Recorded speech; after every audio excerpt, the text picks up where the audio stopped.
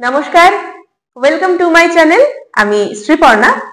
আজকে কথা বলবো এমন কতগুলি বিষয় নিয়ে যে বিষয়গুলি সম্পর্কে আপনারা অনেকেই আমাকে জিজ্ঞাসা করেছেন বা অনেকের মনে দ্বন্দ্ব আছে। বিষয়গুলি হচ্ছে, নাম্বার 1, আপনি নিজের জেলা বাদ দিয়ে অন্য জেলায় নিজের চাকরি ক্ষেত্রকে চুজ করতে পারেন কিনা ইন্টারভিউ এর ফর্ম ফিল আপের সময়।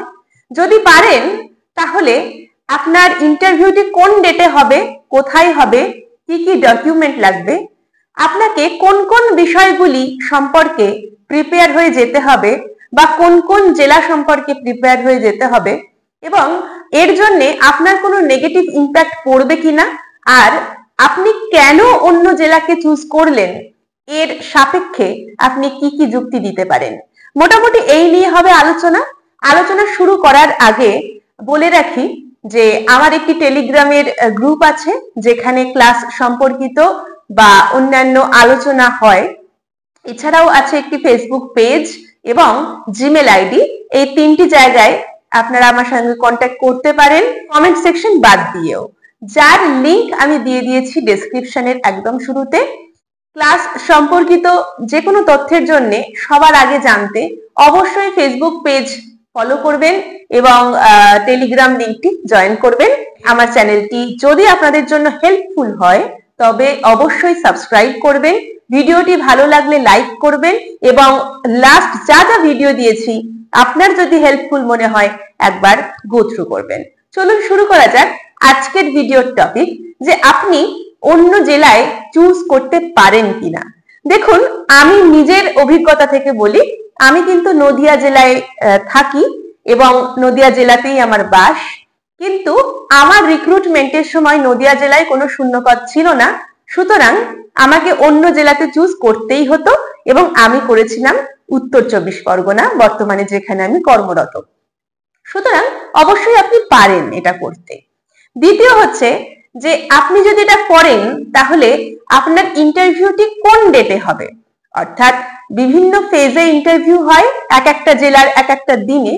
তো আমি যদি আমার এক্সাম্পল দিয়ে বলি যে আমি কোন দিন ইন্টারভিউ দিতে যাব, তাহলে একটুখানি আপনাদের একটা ছবি অ্যাটাচ করে দেখিয়ে দিচ্ছি। দেখুন, পর্ষদ থেকে নোটিশটা এমন করেই আসে যে যারা উত্তর 24 পরগনা জেলায় অপ্ট করেছিলেন বা চুজ করেছিলেন সেই সব ক্যান্ডিডেটরা এই ডেটে এই সময়ে এইখানে ইন্টারভিউ দিতে আসবেন। তাহলে আশা করি আপনারা বুঝে গেছেন যে যে জেলাটি আপনি চয়েস করবেন সেই জেলার যে দিন ডাকবে সেই দিনই আপনি কিন্তু ইন্টারভিউটি দিতে যাবেন, আপনার নিজের বসতির জেলার দিন নয়। আচ্ছা, কোথায় যাবেন? আমাদের সময় হয়েছিল এপিসি ভবন, আশা করা যায় এবারও তাই হবে, সেটা আপনাদের জানিয়ে দেবে ওই কল লেটারে, যেটা নোটিফিকেশনে অবশ্যই ওরা দেবে। নেক্সট হচ্ছে কি কি নিয়ে যেতে হবে, কোন কোন ডকুমেন্ট। দেখুন, কি কি ডকুমেন্ট নিয়ে যেতে হবে তার একদম বিস্তারিত আলোচনা, প্লাস এপিসি ভবনে ঢোকার পর থেকে বেরিয়ে আসা অবধি ওখানের পরিবেশ কেমন থাকে, প্রসেস কেমন থাকে, এই পুরো বিষয় নিয়ে আমি ইতিমধ্যে ভিডিও দিয়েছি। চ্যানেলে গিয়ে সাবস্ক্রাইব করে এপিসি ভবন সম্পর্কিত ভিডিওটি আপনারা চাইলে দেখে নিতে পারেন। নেক্সট হচ্ছে যে আপনি যদি নিজের জেলা বাদে অন্য জেলাতে চয়েস করেন এতে কোনো নেগেটিভ ইম্প্যাক্ট ফেলবে কিনা। এখানে দুটো বিষয় আছে, যে যদি সিচুয়েশনটা আমার মতো হয় যে আমার কোনো উপায় ছিল না নিজের জেলাটা চুজ করার, কারণ কোনো সিট ছিল না, সুতরাং এখানে নেগেটিভের প্রশ্ন আসেই না।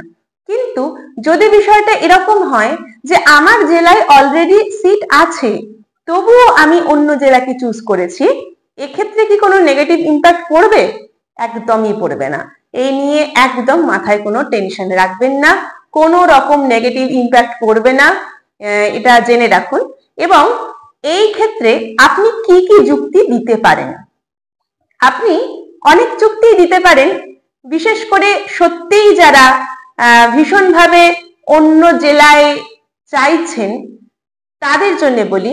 এক, আপনারা বলতে পারেন যে আপনার প্যারেন্টসরা এই সময় সেই জেলাতে শিফট করে গেছে, আপনিও তাই, সেই কারণে আপনি তাদের সঙ্গে থাকার জন্য এবং আপনার কর্মক্ষেত্র যদি আপনার বাবা মায়ের কাছাকাছি হয়, সুতরাং বৃদ্ধ বয়সে আপনি তাদেরকে দেখাশোনা করতে পারবেন এবং শুধু তাদেরকেই নয়, আপনি আপনার বর্তমান পরিবার, যদি আপনি বিবাহিত হন, বা আপনার ভবিষ্যতের যে পরিবার, আপনার স্ত্রী, পুত্র সন্তান বা স্বামী, এদেরকে সময় দিতে পারবেন, পুরো বিষয়টা ভালোভাবে কাটাতে পারবেন।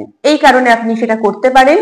নাম্বার 2 যেটা, সেটা হচ্ছে আপনার বর্তমান যে জব, আপনি যে কোনো চাকরি করছেন কিনা বা যাই কাজ করুন, সেটা এই মুহূর্তে যে স্থানে করছেন সেই জায়গা সম্পর্কে আপনার পরিচিতি বেড়ে গেছে, বা সেই জায়গায় আপনার কৌতূহল বেড়েছে, আপনার কাজের জায়গাটা সেখানে বেশি, তাই আপনি চাইছেন সেখানেই আপনি পার্মানেন্টলি থাকতে, তাই জন্য আপনি ওখানে চুজটা করতে পারেন। নেক্সট যেটা, সেটা হচ্ছে আপনার জেলায় যে ভ্যাকেন্সি তার থেকে অন্য জেলায় যেটা আপনি চয়েস করেছেন তার ভ্যাকেন্সি অনেক বেশি, এই জন্যও আপনি চয়েসটি করতে পারেন। আর কি না, কোনো মেডিকেল ইস্যু থাকতে পারে আপনার বা আপনার পিতামাতার বা আপনার পার্টনারের বা আপনার সন্তানের, যে কারণে আপনাকে ওখানে থাকতেই হবে। আর কি হতে পারে না, আপনি হায়ার স্টাডির জন্য অলরেডি শুরু করে দিয়েছেন জার্নি, সুতরাং চাকরির পাশাপাশি যাতে ডিস্টেন্সে ওই হায়ার স্টাডিটি আপনি কমপ্লিট করতে পারেন বা ব্যাপারটা ভালোভাবে কন্টিনিউ করতে পারেন, তার জন্য ওই জায়গাটিতে থাকা আপনার বিশেষভাবে দরকারি। এবং লাস্ট যেটা, সেটা হচ্ছে যে আপনারা মানসিকভাবে স্থির করেছেন ইতিমধ্যেই যে ওখানেই আপনাদের আগামী বসতি আপনারা গড়বেন, এটা হতে পারে। কারণ আরো অনেক কারণ হতে পারে, যারা সত্যি হয়তো রিয়েল লাইফে বিশেষ কিছু প্রবলেম ফেস করছেন, তারা চাইলে কমেন্ট করতে পারেন তাদের কি প্রবলেম, যে কারণে আপনারা অন্য জায়গায় বা অন্য ডিস্ট্রিক্টে চয়েস করবেন। নেক্সট যেটা, সেটা হচ্ছে আপনাকে কোন কোন বিষয়গুলি সম্পর্কে প্রিপেয়ার হয়ে যেতে হবে। দেখুন, আমি আমার দিকটা বলি। আমি নদিয়ার মেয়ে, চাকরি করতে চেয়েছি উত্তর 24 পরগনায়, এদিকে আমার পুরো এডুকেশন হয়েছে বা আমার বড় হওয়া হুগলি জেলাতে। তো হুগলি এবং নদিয়া দুটো জেলা মিলিয়েই, তো এক্ষেত্রে আমার জীবনের সঙ্গে বা আমার যে নথিগুলি ওদের কাছে দিতে হলো, সেখানে 3টি জেলা কিন্তু ওরা চোখের সামনে দেখতে পাচ্ছেন, মানে চাইলেই দেখতে পারেন। সেটা হচ্ছে হুগলি, নদিয়া, উত্তর 24 পরগনা। ফলে আমি যেটা করেছিলাম, এই 3টি বিষয় নিয়েই আমি কম বেশি ধারণা রেখেছিলাম বা কম বেশি তথ্য রেখেছিলাম। যেমন ধরুন, এই 3টি জায়গার ভৌগোলিক অবস্থান, সেখানে কোনো রকম ঐতিহাসিক গুরুত্ব আছে কিনা, বা কোনো শিল্পের দিক থেকে সেটি উন্নত কিনা, বা ধরুন সেখান দিয়ে কোনো নদী বয়ে যাচ্ছে কিনা, বা এরকম আর কোনো ভৌগোলিক অবস্থান আছে কিনা। আর আপনার ওখানে মানে এই জেলাগুলিতে কোনো সাহিত্যিক, ঐতিহাসিক বা বিশেষ কোনো ব্যক্তিত্ব বা মনীষীর জন্মস্থান কিনা, যদি হয়ে থাকে তাহলে তাদের কর্মগুলো কি কি, বা কোনো ধরুন লেখক, তাহলে তার বইগুলি কি কি, বা তিনি কোনো বিশেষ অ্যাওয়ার্ড পেয়েছেন কিনা, এইগুলি সম্পর্কে। এবং আপনার কাছাকাছি প্রাইমারি স্কুলগুলির অবস্থা কেমন, আপনার কাছাকাছি প্রাইমারি স্কুলগুলির স্ট্রেংথ কেমন, প্রবলেম কি ফেস করেন ওনারা, বা আপনার কি মনে হয় আর কি কি ইমপ্লিমেন্টেশন হতে পারে, আপনার কাছাকাছি সার্কেল কি আছে, ডিআই অফিস বা এসআই অফিস এগুলি কোথায় কোথায় আছে, ইত্যাদি সম্পর্কে আপনার মিনিমাম জ্ঞান রাখা উচিত বলে আমি মনে করি। আমি প্রিপেয়ার করেছিলাম। ঐতিহাসিক বা কবি এদের ছদ্মনাম তৈরি করেছিলাম আমার জেলায় যারা আছেন, যেহেতু আমি আবৃত্তি এবং রবীন্দ্রসঙ্গীতের একটি ব্যাকগ্রাউন্ড ওখানে দেখিয়েছিলাম। বিশেষ করে কোন জেলায় বা জেলাগুলির বিশেষ বিশেষ কোনগুলি আমি তৈরি করেছিলাম, সেটির আমি আলাদা ভিডিও আনবো, যাতে করে আপনারা আপনাদের জেলার সম্পর্কে কোন কোন বিষয়গুলি অবশ্যই মাথায় রাখা উচিত তার একটা ধারণা পেতে পারেন। চলুন, আজকের ভিডিওটা মোটামুটি এটাই ছিল, এইগুলোই জানানোর ছিল, যেগুলি সম্পর্কে আপনারা বারবার আমার কাছে জানতে চেয়েছেন। সবাইকে উত্তরটা দিয়ে দিলাম আমার মতো করে। Thank you for being with me, এবং পড়াশোনা করতে থাকুন, তৈরি হতে থাকুন।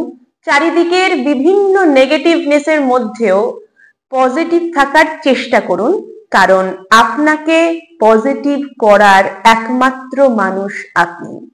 সব ভালো হবে। দেখা হচ্ছে পরের ভিডিওতে। Thank you.